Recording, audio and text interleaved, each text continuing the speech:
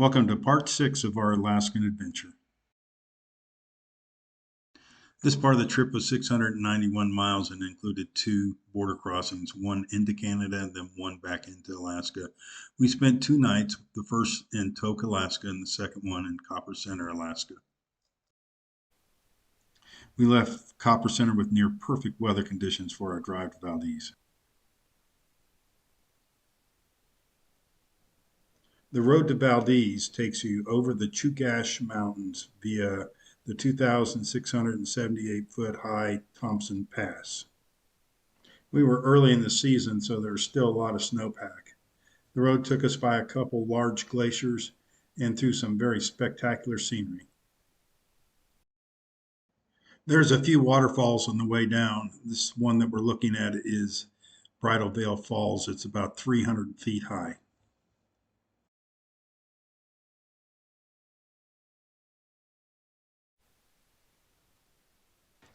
This second fall is called Horsetail Fall.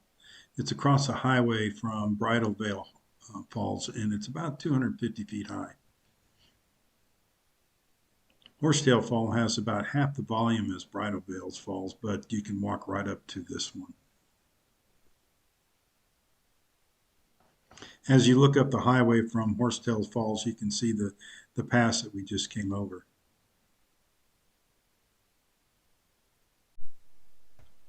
We reached Valdez. Here's the Welcome to Valdez sign.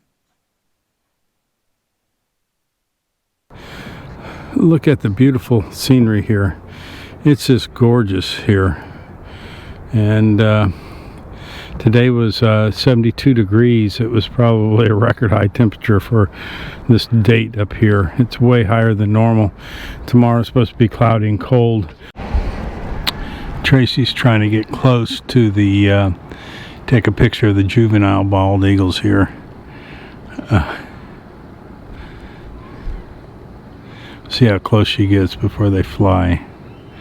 Look, the seagull's getting kind of nervous, but the eagles, they haven't budged. Oh, he's beginning to budge now. The seagull flew away. Get closer, Tracy. Huh? Get closer.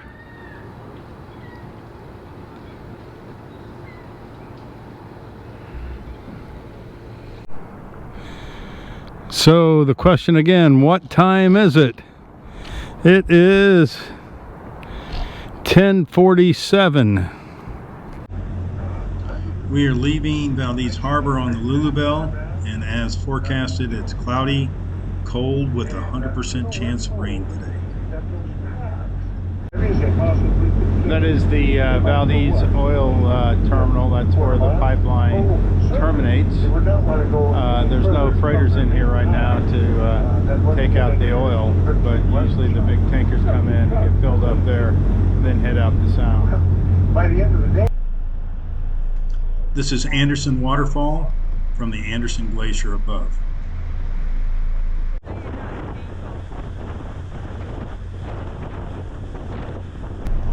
All the sea lions. I think a few of them's not liking us around here either. The captain did a terrific job of getting us into tight places. Here he put us, the bow of the boat, into the sea cave and gave excitement to all.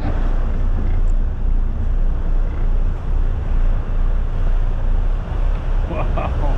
Did you see it throw that rock out? Yeah, whatever that was. We are now entering Columbia Fjord, and we can start seeing sea ice from the glacier. The closer we get to the glacier, the more and more sea ice there is. 90% water. This was the first full view we had of the glacier.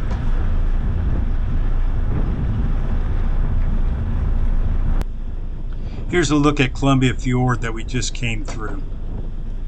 A few quick facts about Columbia Glacier. It's about 400 square miles in size. It's about 32 miles long. Its thickness at its maximum is about 550 meters or 1,800 feet. We're still about 2 miles from the glacier. The water changed colors from this milky blue that we had, and now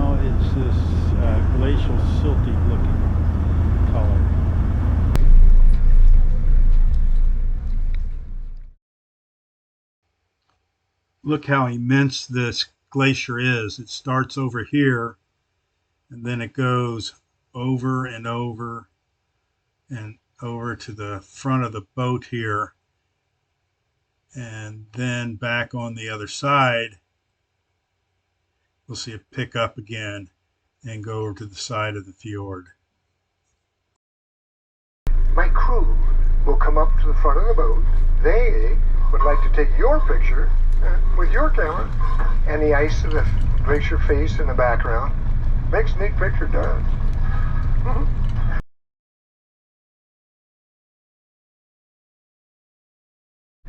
This is the closest we got to the glacier. It's about a quarter-mile away. The glacier height here is about 300 feet above the water and up to 700 feet below. The glacier is receding rapidly, dumping about 13 million tons of ice every day. One last selfie before we leave Columbia Glacier. It was a very cold and wet day, but very enjoyable and highly recommended. Another look at the canyon that we just came up, the valley, lush green. Now we're way above the tree line here. And you get the view of the alpine tundra they have up here.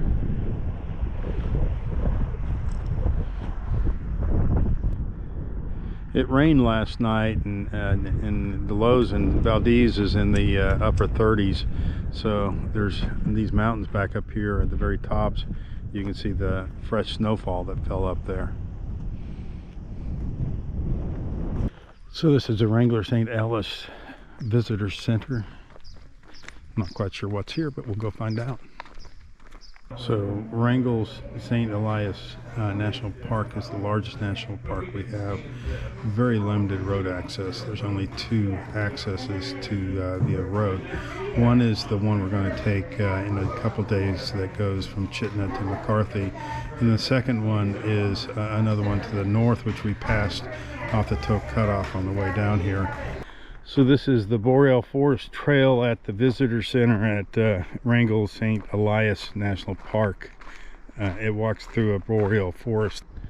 There's all this moss that covers the forest here, which is a lot of, it grows on the pine needles or the spruce needles that fall, and further adds to the development of the permafrost.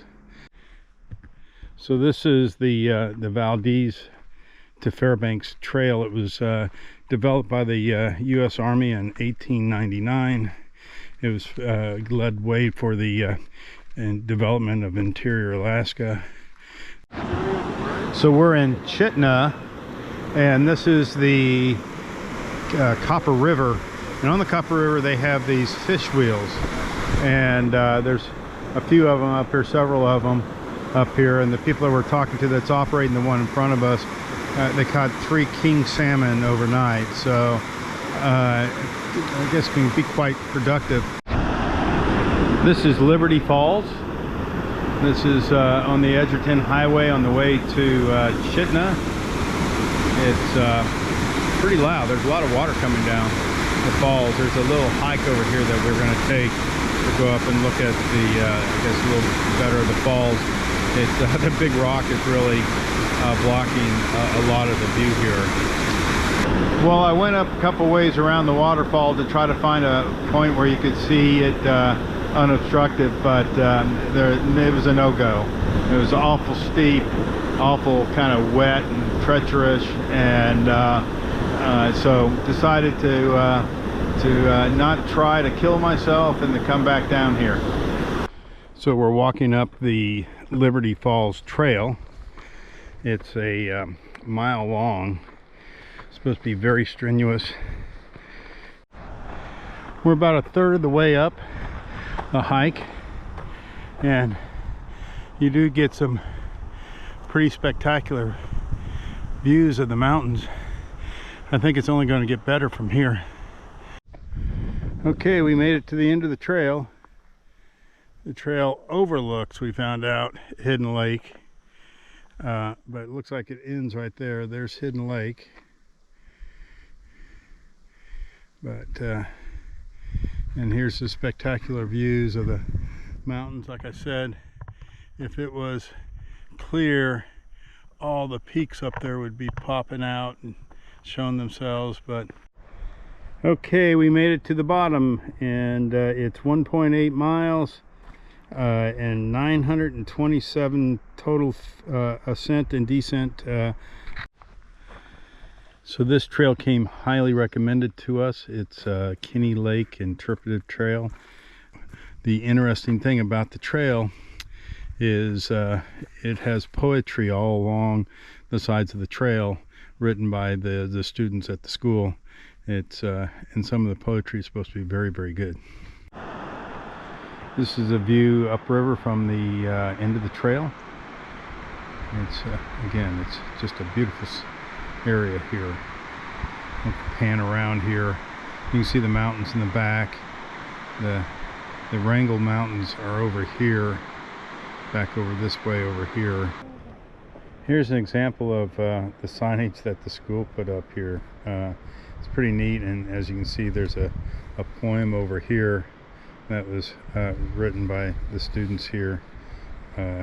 So this is really neat that the school did this. Thanks for watching, and please look for our next video from Wrangler St. Elias National Park.